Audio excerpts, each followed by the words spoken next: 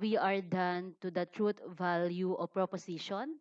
Now, I will discussing the logical, equivalence, and conditional propositions. Before we go to our discussion, let's have an activity first. In the past lesson, you have learned the different logical operators including negation, conditional junction, disjunction, and conditional and bioconditional. These logical operators connect propositions and make them compound ones. And truth values of said proposition can be determined through the use of a truth table. Let us see whether you can still recall the truth values of logical operators when used in compound propositions. Activity 1, complete me. Decide for the truth values of the proposition in a truth table below. So here is our truth table. We have two propositions here, which are proposition P and Q. So we have logical operator here, conditional, negation, disconjunction, and biconditional. Now, to get the number of rows, as you remember, we have two value of truth value, which are true and false. So we have two propositions. So 2 square equivalent is equal to 4. So 1, 2, 3, 4. We have 4 tables. To get the value of the proposition, so 4 divided by 2, 2. Now we have two value of true and two value of false. Now proposition P, the truth value is true, true, false, and false. Next, proposition Q. Kung ito ay true, si proposition Q ay pwede ding mag-true. Para hindi maulit ang combination, i-alternate na lang natin pababa.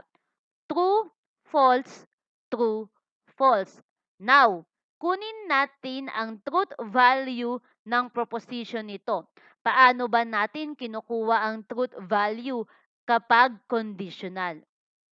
Kapag conditional, if both proposition is true or false, automatic, the value of this proposition is true. Now we have hypothesis and conclusion. P is the hypothesis and Q is the conclusion. And if the hypothesis, which is P, is false and the conclusion is true, also the value of this proposition is true. But if the hypothesis is true and the conclusion is false, automatic, the proposition is false. Let's check. Again, this is the hypothesis, the proposition P, and the conclusion is proposition Q. Both true, kaya true ang ating truth value ni proposition. True and false, again, kapag true si hypothesis at false si conclusion, siya ay false. False true, false ang hypothesis, true ang conclusion, siya ay true. The two propositions are both false, kaya siya ay true. Now, negation P. Kabaligtaran lang. Kung ang P dito ay true, ang kanyang negation P ay false. True ito, kaya negation P ay false. False to, at sa fourth row ay false, kaya ang ating negation P sa third and fourth row ay true. Now, punta tayo sa disjunction. Paano naman natin makukuha ang value ni disjunction? Sa disjunction, kapag tayo ay may nakitang kahit isang true or dalawang true, ang kanyang value ay true. Kapag tayo ay may nakitang dalawang false, automatic false ang kanyang magiging true value. Now, negation P and Q. Negation P, false, and Q is true. Dahil may nakita tayong isang true, automatic siya ay true. Next, negation P, false. Ang Q niya ay false din, so siya ay false.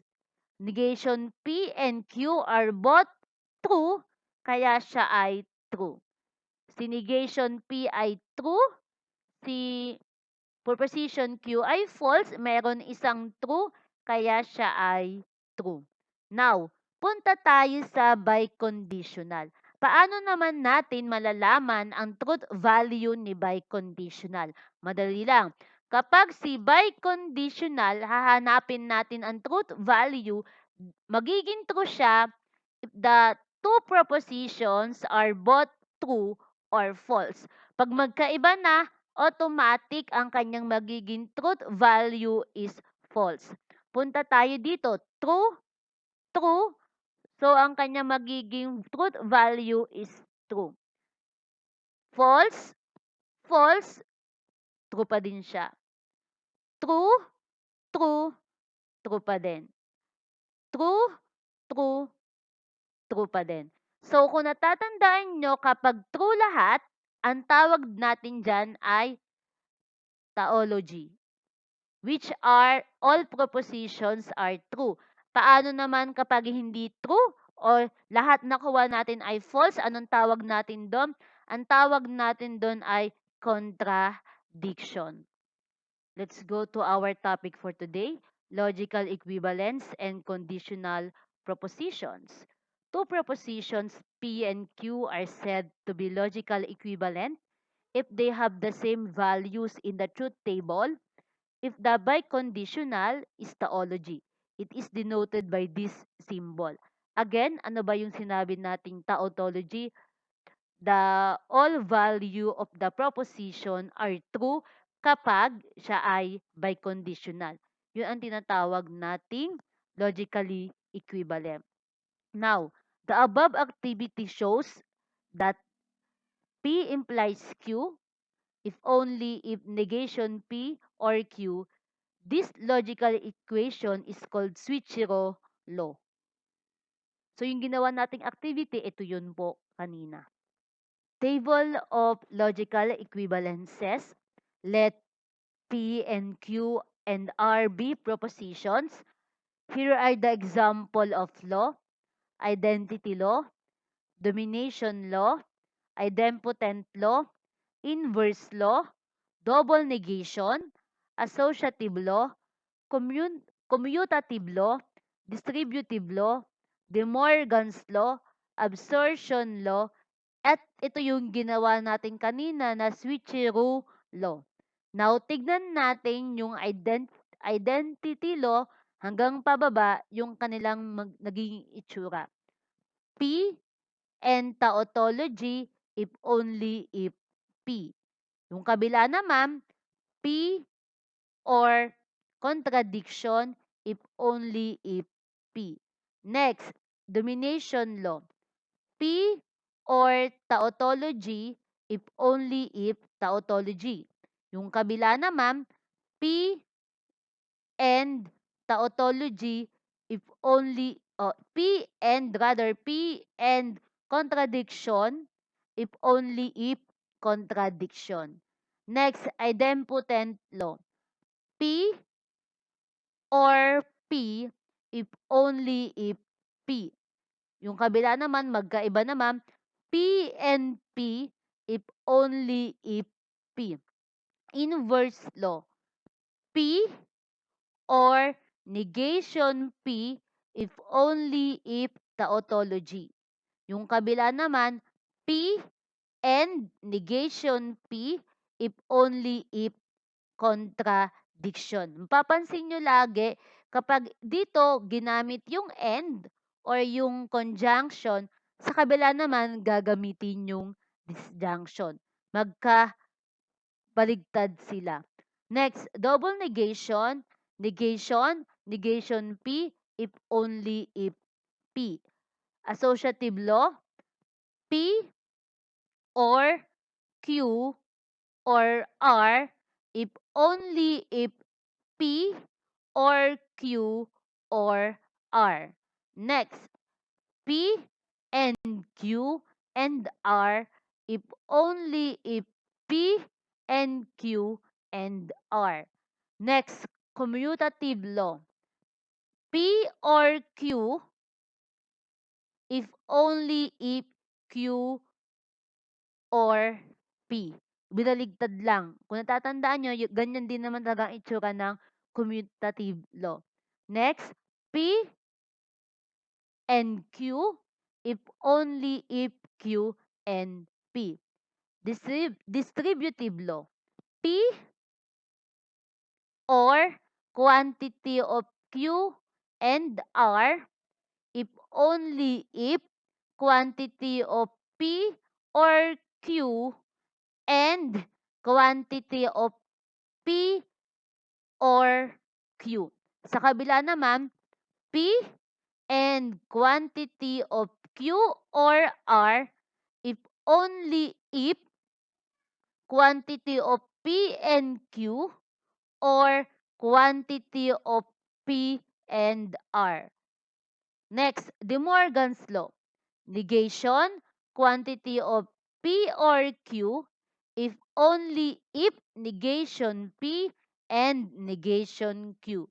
Yung kabila naman, negation, quantity of P and Q if only if negation P or negation Q. Absorption law.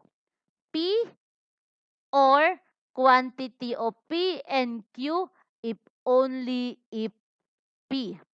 Next, P and quantity of P or Q if only if P.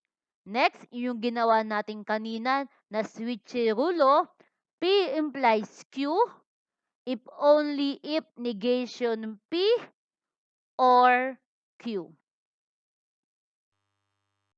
The conditional proposition P implies Q can be illustrated in three other conditional statements. Converse, Q implies P. Next is contrapositive. Negation Q implies negation P. Next is inverse. Negation P implies negation Q. A conditional and its contrapositive are logically equivalent. In the same manner, based on a given conditional proposition, its converse and inverse are logical equivalent. Example 1. Given the following conditional, if the weather is fine, then I will go to the beach. State its converse, contrapositive, and inverse. Let's say this is our proposition P, if the weather is fine. And the proposition Q is then I will go to the beach. Now, let's find the converse. Q implies P. So, ito yung una nating uunahin. If I will go to the beach, then the weather is fine. Next number 2, contrapositive. Negation Q implies negation P. So, yung sagot natin sa converse, lalagyan lang natin ng not because of the negation. So, if I do not go to the beach, then the weather is not fine. Next, number 3, inverse. Negation P implies negation Q. So, pagbabaligtarin lang natin yung sa contra positive. If the weather is not fine, then I will not go to the beach. Ano yung mapapansin nyo class dito? Si contrapositive at inverse ay equivalent din. Yan. Kaya ang topic natin is logical equivalence and conditional proposition. Example 2. If it's rain, then the game will be cancelled. State its converse, contrapositive, and inverse. Number one, converse. Q implies P. Again, let's say if it rains, the proposition P and the proposition Q is, then the game will be cancelled. So Q implies P. If the game will be cancelled, then it is raining. Next, contrapositive, negation Q and negation P. So itong converse na to, lalagyan lang nating not because of the negation. If the game will be not cancelled, then it is not raining. Next, inverse, negation P and negation P implies negation Q. Ito naman, pagbabaligtarin lang natin. If it's not raining, then the game will not be cancelled. Next example, if a number is divisible by 2, then it is even.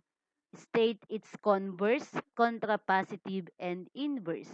Again, if a number is divisible by 2, let's say this is proposition P, then it is even, it is the proposition Q. Number 1, converse Q implies P. So, baligtarin lang muna natin, unahin natin si Q. It is even. If it is even, then a number is divisible by 2. Next is contrapositive. Negation Q implies negation P. Itong sagot natin, lalagyan lang natin ng not because of the negation. If it's not even, then a number is not a divisible by 2. Next is inverse. Baligtarin lang natin. Negation P implies negation Q. Lagyan din natin ng not. If a number is not divisible by 2, then it is not even. Before I end my discussion, I have quotation here. At the end of the day, the true value proposition of education is employment by Sebastian Tran.